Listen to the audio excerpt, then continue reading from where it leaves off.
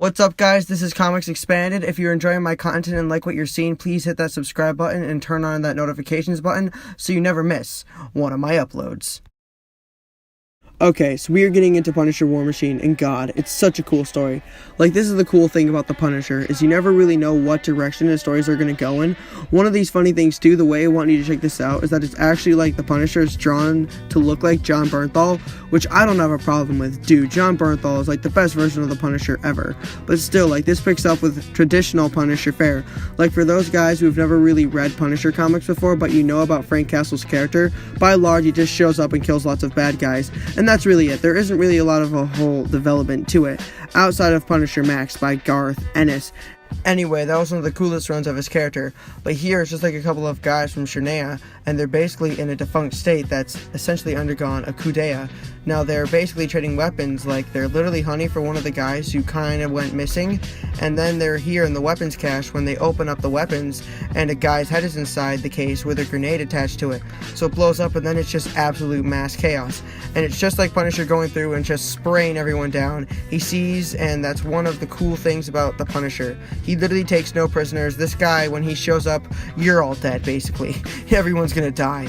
But still, like when a couple of these guys jump on board pontoon boat, they end up trying to make their escape, but we end up finding out that Frank Castle had essentially just laced the whole boat and everything with it with like explosives, and he blows up the actual tanker itself and kills those guys along with it. And just like that, the boat sinks, literally the whole thing. And so when he finally gets back to his van and gets back to doing whatever he was gonna do, whatever he was gonna do, he's met by the arrival of Nick Fury. Now Nick Fury actually takes him to a location kind of like a hideout more or less, but you end up finding out that Nick Fury is having a meeting with Frank Castle and essentially saying, I've got a mission for you. Now by large, Frank Castle essentially avoids the feds, like I don't want anything to do with S.H.I.E.L.D. or what's basically a defunct S.H.I.E.L.D. because remember, S.H.I.E.L.D.'s basically been out of the window ever since the events of Secret Empire, so it's not really there anymore.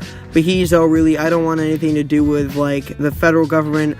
I don't work for you guys. I did my time as a Marine. I'm on my own crusade now. But Nick Fury's like, yeah man, but it involves kids. And that's the line. When it comes to Frank Castle, when it comes to the Punisher, the line that he won't cross is kids. If anything ever happens when it deals with kids, he'll lose his mind. That's why if you go and read the Slaver story arc from Punisher Max, which is one of the darkest and most blood-drenched arc by Garth Ennis, in this it deals with the slave trade and like he goes to ham, like it's amazing during the whole thing. But basically what we end up finding out here is that there's a guy named Petrov who led a coup d'etat in this defunct state in a part of Russia, and the result is that he's settling as many scores as he can. So it's like the Godfather and the head of the five families. The difference is that it's actually really not the Godfather and the five families, but it's more like Kaiser Sose and all those guys who took out his family, and assuming that the story that Kevin Spacey gave us was to be believed. If you never saw The Usual Suspects, then you are missing out. Oh god, I love Usual Suspects. You guys really need to go see Usual Suspects. Like, you guys need to rent it or whatever, because it's amazeballs. Anyway, we end up also finding out that after S.H.I.E.L.D. had essentially gone under, that some of the S.H.I.E.L.D. agents who were stationed by Nick Fury had basically turncoated against S.H.I.E.L.D. or against the United States, and they allied themselves with Petrov. And so the result is that Nick Fury's like, you're the man that I need here. You are a former Black Ops, agent, you were part of the U.S. Marines, you've trained in like every form of hand-to-hand combat, within reason. I mean, he's not like a master or anything, but you've got all these different things that I need to basically sit you in, or send you in as a one-man army to take these guys out. But the problem is that they're basically using Stark Tech, and it's one of these things where this was technology that was originally developed, presumably by Tony Stark, and then basically given to S.H.I.E.L.D. so that they could give their own agents their own suits. But the problem is that these guys took their suits with them when they joined Petrov, and so in order to be able to fight fire with fire, Frank Castle needs a suit of his own. And so what he ends up doing is actually infiltrating a heavily armed and heavily guarded U.S. Air Force base, and that's when he finds the War Machine suit that he was told about by Nick Fury. And of course the idea is, use this suit to take out Petrov, or either force my guys to come back, or bring my guys back, whatever the case is, and then hand the suit back. over, but of course it's Frank Castle, which means that's not going to happen. And so following this, what he ends up doing is actually showing up in this country itself and just witnessing this old man who's being taken away because he refuses to give like crops and goods and so on and so forth to the guys who were there. And so Frank Castle just kind of takes them out. Just notice how ruthless he is, right? It's one of the interesting situations because when you think about it, Frank Castle by large, it's just him with some guns, and so he really kind of has to rely on surprise and brute force, like take them out before they even know what's going on. Like there's no shadow games or anything like that. It's just attack. But when he's War Machine, when he's got all this armor on him, he's learning about the armor as he uses it. And not to mention, he looks absolutely beast with the Punisher insignia on it. But basically, this is one of the important things about Punisher. Frank Castle's not just a raw killing machine. I mean, in a sense, he does take no prisoners, and he didn't ask no questions. But when it comes to taking out bad guys, but he's also a guy with a heart, so innocent people are usually always allowed to go free, like, get out of here before the killing starts. Like, it's one of those things where he'll walk into buildings and, like, if anyone don't want to get murdered, like, get out before the killing actually starts. And it's just one of those things that just unfolds that way. But in this instance, it's collateral damage, because this old man basically says, hey, look, man, these guys you took out, it's cool and all, but their friends are going to come calling, and when they do, they're going to want to know what happened to their friends. So ultimately, they're going to take me out, and they're going to start killing people until they start getting answers. And so Frank Castle is like, okay, well, if they want to come here and if they want to come dance with the devil, and then the devil can dance with them. And so it's literally like the Barry of bodies. And so he sets up a road blockade that keeps the armed transports from getting any further, so they actually have to proceed on foot. And when they do, Frank Castle eradicates them all. Now that's the military experience and the veteran experience of Frank Castle. I mean, Frank Castle is nothing if not methodical and tactical, and that's what makes him one of the most dangerous people in the Marvel Universe. Of course, a couple of these guys who were watching this absolute massacre unfold were kind of like, alright, let's get out of here. Let's go take refuge in the house. Well, we'll be safe in there. But only to realize the old man's in there with the scythe, and he just starts knocking those guys to pieces. Now, of course, the byproduct is that the old man dies. I mean, you got these guys with weapons and firearms and so on and so forth, but he basically tells Frank, what you're doing here is the right thing to do. I mean, you gotta take these guys out. You gotta fix this stuff.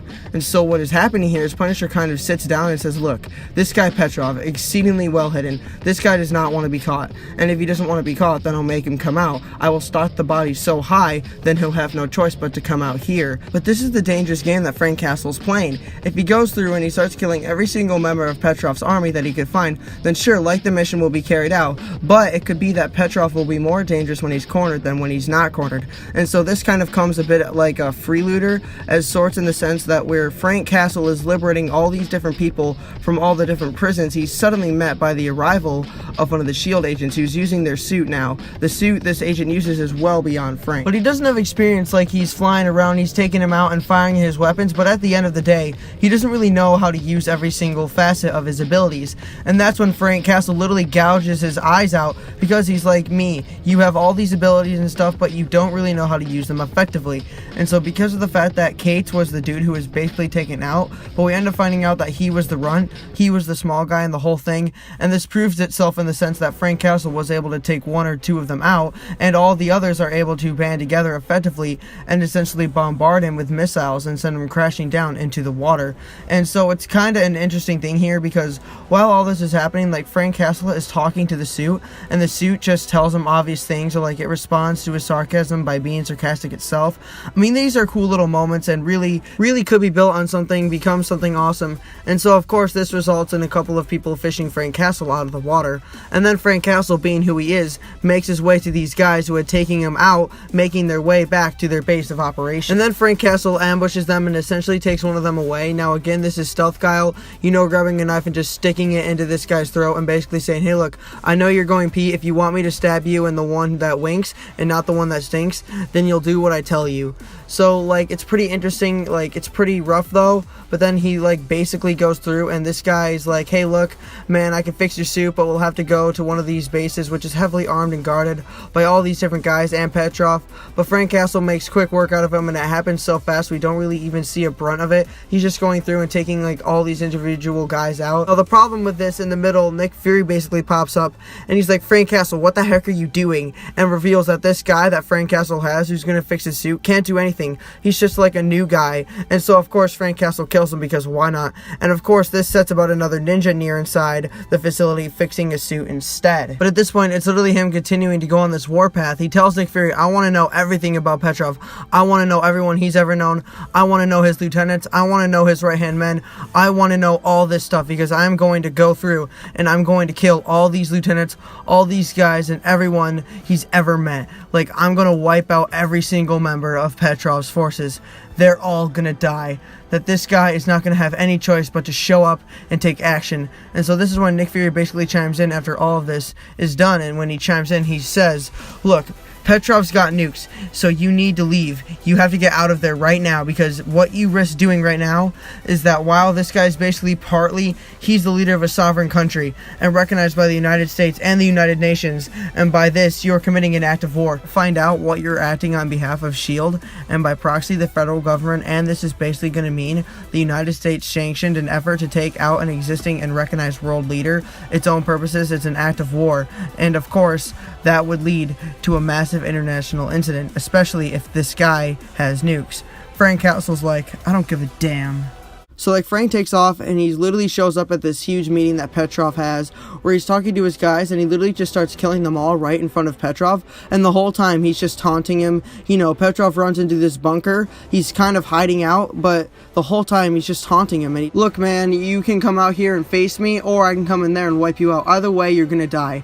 And so again, it's kind of a funny thing, because what makes Frank Castle so cool, it's like his little tidbits of ingenuity. So as an example, so these guys show up again with their suits, and of course Frank Castle was outclassed, and so it's not just about the brute force. It's not about using his suit and just like running at them again and again and again. It's using small tactics here and there. Now, as an example, one of these things that he does is he grabs a plastic explosive and sticks it to the front of this guy's face, and then slams his mask down and blows his head up.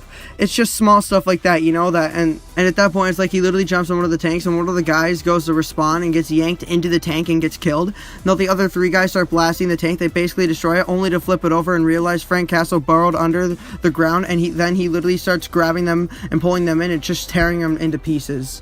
He also starts hitting them with a piece of a tank, but now the whole time Frank Castle's suit is like beyond repair. It's breaking down, but he's like, I don't care, these guys are supposed to die and I'm going to take care of them. And it's cool because that's a direct reflection of how Frank normally is. If he believes he can win, he'll keep going until he does, because his willpower is just beyond insane. And so in response to the fact that essentially like all but 2 of his soldiers have been taken out, Petrov ends up launching the nuke, and it's the coolest thing because Frank Castle basically takes off and ends up tracking down the nuke, and when he gets to it he starts tearing through it by piece, and then comes back with the warhead. And so it's literally him just there with the warhead, and he's just like, okay, so you guys are gonna take off your suits or I'm gonna blow this warhead up.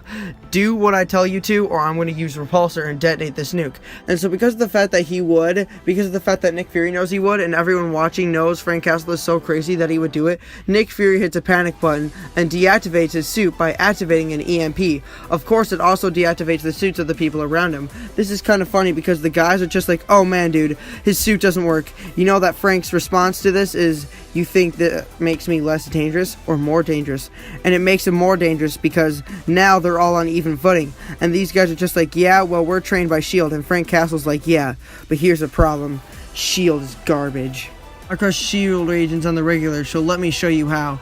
And just like he starts ripping these guys into pieces, and it's the coolest thing. It's one of the absolute coolest things to see. And so, of course, what ends up happening here is when Frank Castle essentially eradicates everybody, all that's left is Petrov. And under normal circumstances, he would expect Frank Castle to basically not stand a chance that Frank Castle will be taken out. But again, ingenuity, quick thinking, Frank Castle basically jumps onto the suit, uses his dagger, and like punctures one of the eyes out. And so it's like, damn. Then from there, he just starts hacking away at pieces of the suit. And the reason why is because Petrov made the statement, I'm using the exact same suit you were, which accused Frank Castle of the idea that he has the same weaknesses as the suit that Frank Castle used. Now, this is really where the numbers kind of get fudged a bit. So, you know, Matthew Rosenberg, the writer, kind of cooked the books a bit, because since Frank Castle had used the suit for like a day, he wouldn't really know all the strengths and weaknesses, but he would know enough strengths and weaknesses to be able to incapacitate somebody. So what happens next is that Petrov basically tries to take off, but Frank Castle jumps on board and literally just starts taking out things like the arc reactor and deactivating the suit, and so the whole thing just comes crashing back down to Earth. And it's one of the more funny moments. It's kind of a way to end the story, sort of like a caveback, but what Frank Castle does is he actually hotwires the repulsor hand of the suit that Petrov is using, and uses the repulsor blast to push himself back. Now, in reality, it probably would have sent him flying, like, it would just send him flying in some direction, somewhere. Who knows whether he lived or died, but it's the Punisher. It's Frank Castle. He's like Batman. He always lives because he's Batman.